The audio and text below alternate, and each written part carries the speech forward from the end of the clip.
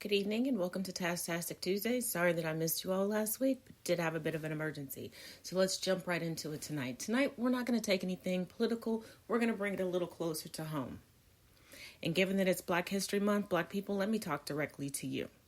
If you're not Black, you can still stick around because you might find some nuggets of wisdom or knowledge that can help you. Mental health is real. It is not a demon that can be prayed away.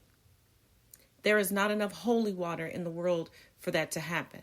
But stop demonizing those that show emotion and let you know that today they are not okay.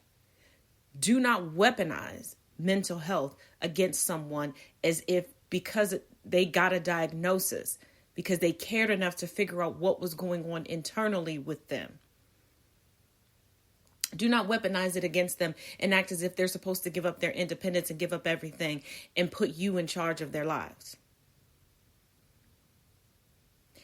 And I have noticed this happens most often when a white savior is allowed to come into the family. And I am by no means against inter nor intra-racial relationships. But I am against opening your arms to overtly and covertly racist individuals into your family, watching them use every trope and every stereotype against you and your family members, especially those that are living with mental illness, and you continue to embrace them and make excuses for them. We do have a lot of trauma that we must heal from. But just like charity, healing begins at home. And we have to heal the individual units of family before we can heal the community. And we cannot heal our individual family units if we keep demonizing what virtually everyone on this planet is living with. And part of the reason why there is so much mental illness that is rampant, we're not even going to talk about the systems of racism or the socioeconomic indifferences. We're going to talk about the fact that far too many women are raised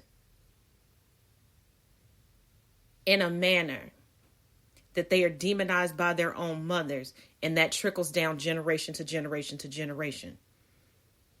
Where women find that they get attention and validation by acting like they are the saviors to their daughters, but the champions of their sons. Also, families should not be like high school cafeterias. There should be no cliques. Let's go back to the time where if a family member needed help, they just needed help. It didn't need to be broadcast all over everything. Nobody needed to put on airs, and part of the family wasn't considered the Joneses and the other part not. We have the Hatfields and McCoys going on in one family. And you wonder why all of a sudden suicide rates are jumping in your family. All of a sudden you wonder why depression and anxiety and bipolar is increasing in your family. You're creating the ideal petri dish in order for it to grow and flourish.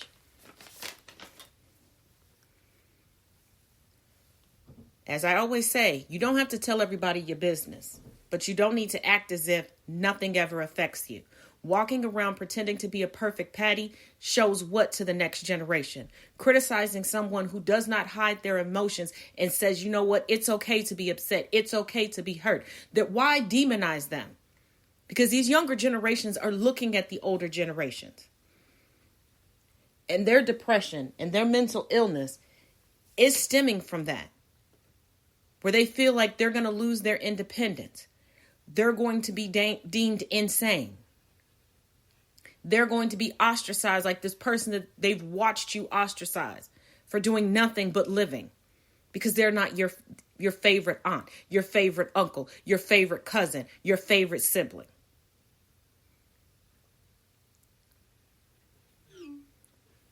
But that's just my 2 cents for now. As always, each one teach one, each one reach one. Until next week.